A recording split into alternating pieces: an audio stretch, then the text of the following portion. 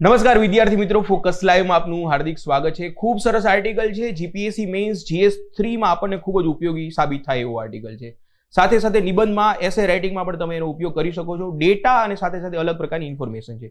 Article છે, આકાશમાં traffic jam, Starlink અને કાયપર વચ્ચે સૌથી ઊંચે જવાની સ્પર્ધા। તો સ્ટારલિંક તો લોકોને ખ્યાલ હોય છે, કાયપર બહુ ઓછા લોકોને ખબર હોય છે, તો મેન્સમાં ટાંકવા જેવું છે।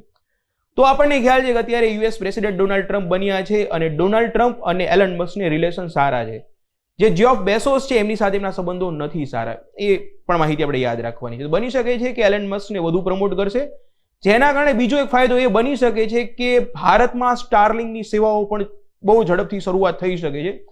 એના એક ફાયદો આપણને થશે કે જે રૂરલ કનેક્ટિવિટી, જે ગ્રામીણ કનેક્ટિવિટી જે છે ઇન્ટરનેટની, એ વધી શકે છે। બીજો એક નુકસાન પણ છે કે જે સ્પેસ ડેબ્રિસ કહી છે, જે સ્પેસનો કચરો જે છે એ પણ ખૂબ જ મોટા પ્રમાણમાં વધી શકે છે, કારણ કે આ જે સ્ટારલિંક પ્રોજેક્ટ જે છે એ લો અર્થ ઓર્બિટમાં છે, પૃથ્વીથી 550 કિલોમીટર ઉપર આ બધા સેટેલાઇટ્સ જોડાયેલા છે।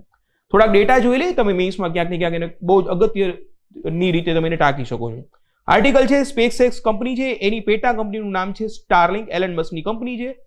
બીજી વસ્તુ ખાસ યાદ રાખવાની છે, 550 કિલોમીટર ઉપર છે એટલે કે લો અર્થ ઓર્બિટમાં છે, ક્યાંક ને ક્યાંક ટાંકી શકાય છે। બીજી વસ્તુ કે મેં જે પ્રમાણે વાત કરી કે બેસોસને નુકસાન જવાની સંભાવના છે, નથી એમને ટર્મ સારા, અને એલન મસ્કને ફાયદો થવાની સંભાવના છે।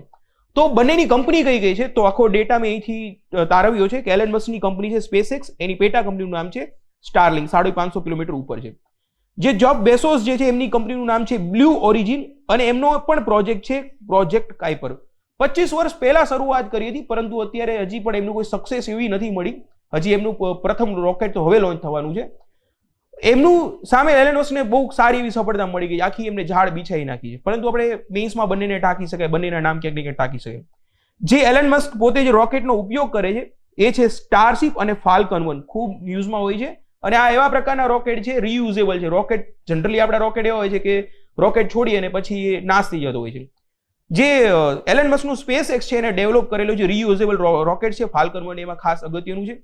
જેફ બેઝોસ પણ પાછળ નથી, ભલે એની શરૂઆત 25 વર્ષ થઈ ગયા છે, જે રોકેટ જે લોન્ચ નથી કર્યા, પરંતુ એમને પણ રીયુઝેબલ રોકેટ જે છે એને લોન્ચ કર્યા છે। એનું નામ છે ન્યૂ ગ્લેન। ન્યૂ ગ્લેન આવા પ્રકારના રોકેટના નામ પોતે રાખતા હોય છે।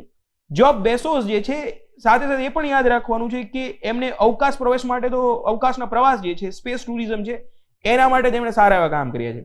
એમાં એમનું જે રોકેટ જે છે એ છે ન્યૂ શેફર્ડ। તો તમે જોઈ શકો છો ન્યૂ ગ્લેન છે, ન્યૂ શેફર્ડ છે, આવા એમને પોતે સામાન્ય રીતે નામ રાખતા હોય છે। એક બહુ અગત્યની અહીં લાઈન જોવા મળે છે, એક શબ્દ જોવા મળે છે જે મને જાણવા મળ્યો નવો, એ છે કારમેન લાઈન। કારમેન લાઈનનો અર્થ શું થાય છે? આજે સ્પેસ ટ્રાવેલ કરતા હોય છે ત્યારે એમાં ખાસ કરીને કારમેન લાઈન એવો શબ્દ આવે છે। તો આ અર્થ છે, એ અર્થની 100 કિલોમીટરની પરિધિમાં જે પણ હોય, જે કાલ્પનિક લાઈન જે છે એને કારમેન લાઈન તરીકે ઓળખવામાં આવે, તો ખાસ એને યાદ રાખી શકાય છે। તો આખો આર્ટિકલ છે, ફેક્ટ્સ છે અંદર અલગ અલગ પ્રકારના। બીજી પણ વસ્તુ ખાસ એક નાનકડું ફેક્ટ સાથે સાથે એડ કરી શકાય કે વર્ષ 2013માં બેઝોસ છે એમને એક ન્યૂઝપેપર, આખી જે એજન્સી છે એને ખરીદી લીધી હતી, ધી વોશિંગ્ટન પોસ્ટ, ખૂબ ફેમસ છે। શરૂઆતમાં તો વિરોધ કર્યો હતો એમણે ડોનાલ્ડ ટ્રમ્પનો, અને થોડો ઘણો ફાયદો પણ થઈ ગયો, પરંતુ આ વખતે ઇલેક્શનમાં પોતે કોઈ વ્યૂ જ ના આપ્યો। અત્યારે મનાવવાની પ્રયત્ન કરી રહ્યા છે, પરંતુ હવે ડોનાલ્ડ ટ્રમ્પને ખબર પડે છે ને કે ભાઈ મારે કઈ બાજુ જવું। એલન મસ્ક તો પહેલાથી સપોર્ટ કરતા હતા, અને બેઝોસ છે એ પરિસ્થિતિજન્ય રીતે હવે સાથે આવ્યા છે। તો ખૂબ સરસ આર્ટિકલ છે, જોડાયેલા રહો ફોકસ લાઈવ સાથે। ધન્યવાદ।